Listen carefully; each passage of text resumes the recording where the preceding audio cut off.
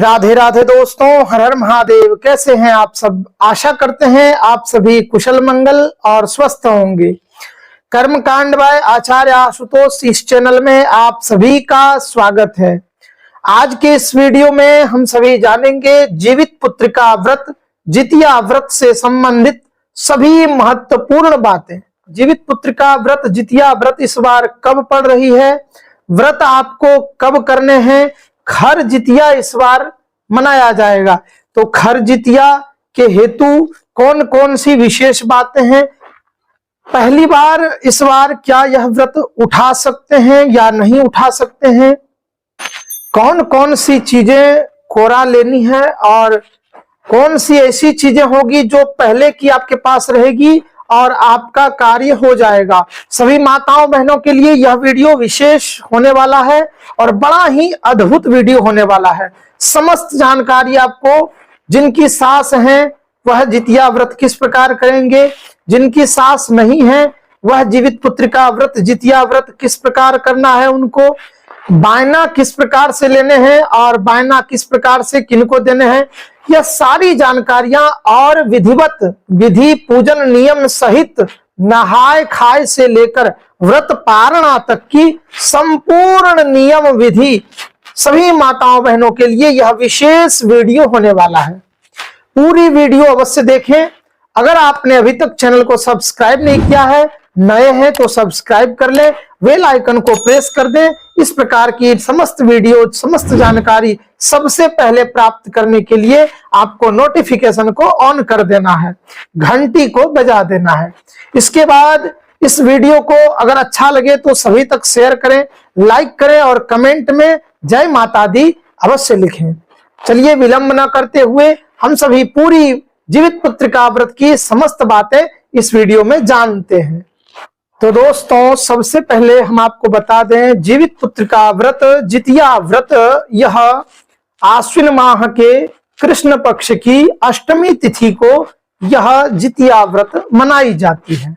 सभी माताएं अपने पुत्र के दीर्घायु के लिए यह व्रत रखती हैं और दीर्घजीवी के लिए यह व्रत रखती हैं, यानी संतान निरोग रहे, स्वस्थ रहे, सुरक्षित रहे और सुरक्षा के हितार्थ दीर्घ जीवन, आयु की वृद्धि हो और दीर्घजीवी हमारा पुत्र हो, इसलिए माताएं यह जीवित पुत्रिका व्रत, जितिया व्रत करती हैं।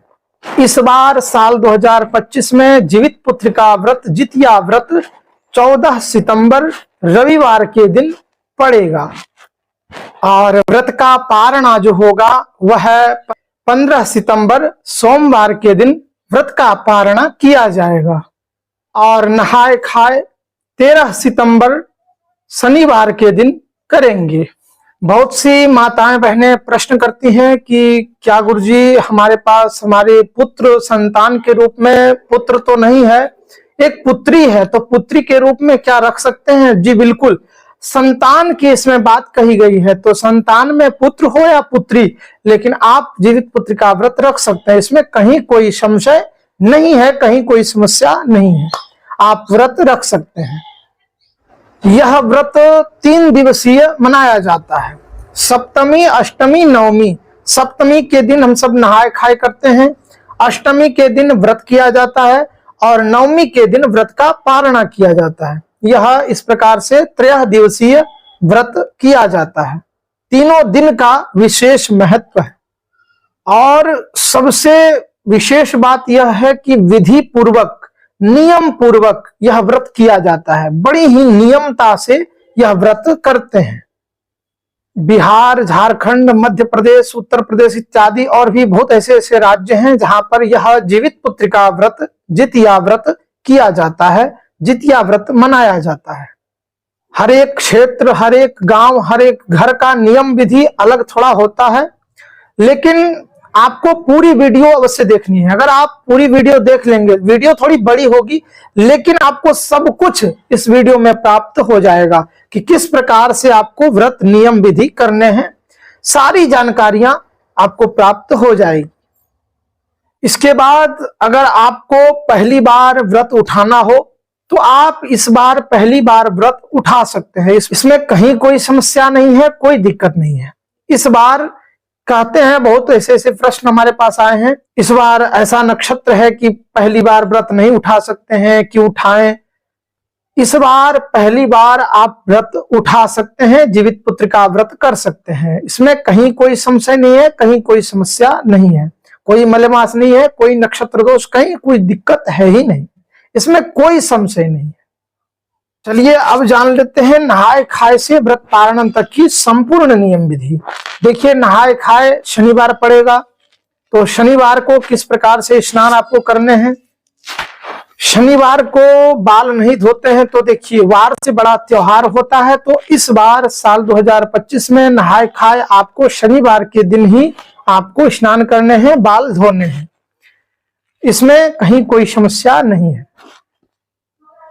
और अगर आपके यहाँ शनिवार को बिल्कुल नहीं धोते हैं और आपको यह मानना है, तो आप शुक्रवार को बाल धो लें, शुक्रवार को ही स्नान आदि कर लें, बाल धो लें, लेकिन इसके बाद आपको लहसुन प्याज इत्यादि नहीं खाने हैं। लहसुन प्याज इत्यादि का आपको त्याग करना ही करना है। तो आप अपने घर का नियम विधि अवश्य देख लीजिएगा। लेकिन वैसे तो लहसुन प्याज इत्यादि नहीं खाना चाहिए, लेकिन बहुत लोग मछली खाते हैं, तो उस प्रकार से आपकी जिस प्रकार से प्रथा हो, आप उसी प्रकार से कार्य आपको करने हैं। अब जो है शाम को कुछ गमकाया जाता है, कुछ महकाया जाता है, तो वो है आपको जो है। और एक चीज ध्यान रखें कि जिनकी सास है वह किस प्रकार से उनको व्रत करना है, और जिनकी सास नहीं है उनको किस प्रकार से व्रत, यह जितिया व्रत करना है। नहाए खाए के दिन जिनकी सास है उनको कुछ नहीं करना है, उनको सिंपल सा जिस प्रकार से व्रत करते हैं उनको व्रत करना है। जिनकी सास नहीं है उनको जो है वो नहाए खाए के दिन कुछ दान करना होता है, जैसे आटा, झिंगरी, तोरई जिसको बोलते हैं, हल्दी दाल इत्यादि जो है, आलू, घी, नमक, तेल, जो कुछ भी हो आपको जो है, जो कुछ भी आप नहाए खाए के दिन बनाएंगे और खाएंगे। साग का बड़ा महत्व है, एक नौनी साग होता है, वह नौनी साग का बड़ा महत्व है। तो नौनी साग इत्यादि जो कुछ भी हो, आप जो कुछ भी बनाएंगे नहाए खाए के दिन, उसको आप पहले दान कर लें, उसके बाद आपको नहाए खाए करना है। क्योंकि ऐसा माना जाता है कि जिनकी सास नहीं है उनको उस दिन नहाए खाए के दिन पकवान, पुआ इत्यादि बना करके और अच्छे से जो भी व्यंजन बनाएंगे उसको पहले दान कर दिया जाता है, उनके निमित्तक उन्हें बाहर निकाल दिया जाता है भोजन को। उसके बाद जो है पहले वह निकाल दिया जाता है, फिर जो है उनको खाना चाहिए। तो वह सास के निमित्तक जो है बाहर निकालते हैं, दान इत्यादि करते हैं। यह दान आपको नहाए खाए के दिन भी करने हैं और व्रत पारणा के दिन भी करने हैं, यानी पारण के दिन भी आपको इस प्रकार से दान करके ही व्रत का पारणा करना है। और नहाए खाए के दिन भी आपको दान करके ही आपको नहाए खाए का कार्य करना है, भोजन करना है। पारण के दिन तो सभी लोग करेंगे, सभी लोग दान अवश्य करेंगे, लेकिन नहाए खाए के दिन जिनकी सास नहीं है उनको अवश्य करना है। और नहाए खाए का यह इस प्रकार कार्य करना है। उसी के दिन, नहाए खाए के दिन रात्रि काल में, रात को आपको जो है कुछ न कुछ गम काना है, जैसे कि पितरों के निमित्तक, यह पूर्वजों के निमित्त यह जितिया व्रत होता है, तो उनके लिए पुआ इत्यादि बनाया जाता है। तो आप पुआ बनाएं और घी के पूड़ी बनाएं, छोटी छोटी घी की पूड़ियां बना लें और आपके परिवार 5-6 पूड़ी निकाल दें। उसके बाद सब जितने भी परिवार हैं, वह परिवार के निमित्तक आपको जितने भी आप परिवार हैं उन सब के लिए भी छोटी छोटी पूड़ियां आप बना लें, पुआ बना लें। और इसके बाद में जो है मीठी पूड़ियां बनाने का इसमें विशेष वह है, यानी कि घी, शुद्ध घी हो और मीठी पूड़ियां आपको बनाने हैं। और ओठगन जो होते हैं, ओठगन के लिए भी बना लेते हैं। और साथ में तोरई की सब्जी, झिंगरी जो तोरई है उसकी सब्जी बनवा लेते हैं, उसकी सब्जी अवश्य बनाना चाहिए, वह विशेष है। और यह ध्यान रखें कि तोरई की सब्जी बिना नमक वाली सब्जी हो, यानी बिना नमक वाली ही तोरई की सब्जी, झिंगरी की सब्जी आपको बनानी है। तो इस प्रकार से सब कुछ आपको बनाने हैं। और साथ में आपको चावल, आटा इत्यादि, चावल रोटी, साथ में चावल रोटी इत्यादि आप जो कुछ भी बनाना चाहें वह भी आप बना करके आप खा सकते हैं। तो इस प्रकार से जो है नहाए खाए का आपको कार्य करने हैं। रात को वह सब कुछ बना करके वह ढक करके रख लेते हैं। और इसके बाद में कुछ लोग मछली भी वह लगाते हैं, तो मछली का भी वह यूज में लेते हैं। तो आप अपनी प्रथा अनुसार आप देख लीजिएगा, आपके यहाँ जिस प्रकार से भी कार्य होता हो आपको उसी प्रकार कार्य करना है। से औठंगरा के समय आपको औठंगरा करने हैं, और फिर जो है प्रातः सरगी का, और इस प्रकार से औठंगरा के बाद आपको सरगी का जो कार्यक्रम है वह सरगी के बारे में आइए हम लोग जानते हैं। के बाद जो है आपको रात्रि सो जाना है और सुबह 3 बजे आपको उठने हैं। प्रातः 3 बजे आपको सोकर उठ जाना है। इसके बाद उठते के साथ सबसे पहले आपको स्नान आदि करना है। स्नान आदि कर लें, उसके बाद स्वच्छ वस्त्र धारण कर लें। इसके बाद केले के पत्ते पर, या इसमें तो कहा गया है कि जो तोरई का पत्ता, झिंगरी का पत्ता होता है, उसी पर जो है पितरों के निमित्त वह भोजन को दिया जाता है। तो आपको जो भी पत्ता हो वह पत्ते में भी आप दे सकते हैं। केला का पत्ता, झिंगरी का पत्ता, या कोई सा भी पत्ते पर आपको, या न्यूज़पेपर पर आपको जो है वह सभी के निमित्तक, अपने जिनके सास नहीं है उनके निमित्तक, और जितने भी पितर पूजन होता है पूर्वजों के लिए, उन सारे पूर्वजों का, और चिल्हो, सियारन, गौ, लक्ष्मी इत्यादि के लिए जो है, विशेषकर जीमूत वाहन देवता के लिए अलग अलग वह भोजन निकाल दिया जाता है। तो जो आप रात में ढक करके भोजन रखे थे वही भोजन जो है 4-5 जगह दिया जाता है। जैसे गौ लक्ष्मी, जीमूत वाहन और चिल्हो, सियारन, जिनकी सास नहीं है वह सास के निमित्तक देते हैं, पूर्वजों के निमित्तक देते हैं, और इस प्रकार से भोजन निकाल दिया जाता है। साथ में दही चूड़ा भी दिया जाता है, साथ में दही चूड़ा दे दे और वह भोजन आपको निकाल देने हैं। पुष्प चढ़ाया जाता है, सिंदूर लगाया जाता है। जिनकी सास सुहागन मरी थी उनके लिए जो है पीला सिंदूर उनको चढ़ाया जाता है। नोनी का साग, तोरई की सब्जी, इस प्रकार बिना नमक की सब्जी निकाल करके, इसके बाद दही चूड़ा साथ में दे करके, और उसको जो है विशेष करके आपको बाहर निकाल देने हैं, प्रणाम कर लेने हैं। और इसके बाद वही दही चूड़ा आपको थोड़ा सा सरगी देखिए, कौवा इत्यादि पंछी इत्यादि की आवाज सुनाई न दे, उसी समय जो है सरगी किया जाता है।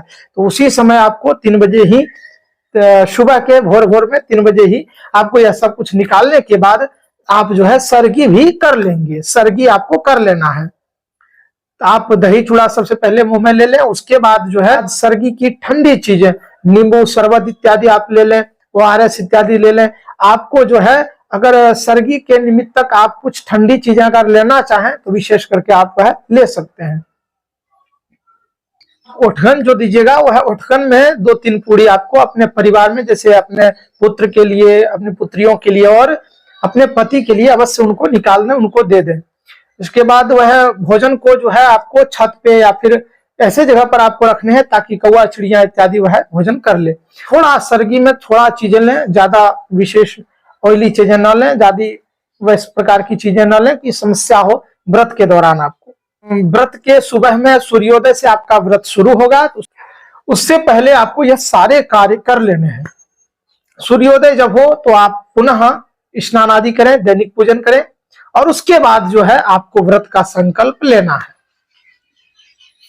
प्रातः सिंपल पूजन आपको करना है। इसके बाद सायंकाल में विशेष पूजन किया जाता है। विशेष पूजन की वीडियो मैं चैनल पर डाल दिया हूं, आप अवश्य देख लें, एक बार चेकआउट कर लें। वैसे सिंपल पूजन सुबह प्रातः काल करने के बाद सायंकाल में विशेष पूजन में आपको चिल्हो, सियारन का पूजन, गौ लक्ष्मी का पूजन किया जाता है, जीमूत वाहन देवता का पूजन किया जाता है, और जो है इस प्रकार से अरियार बरियार पौधा का पूजन किया जाता है। अरियार बरियार का पौधा का पूजन विशेष है।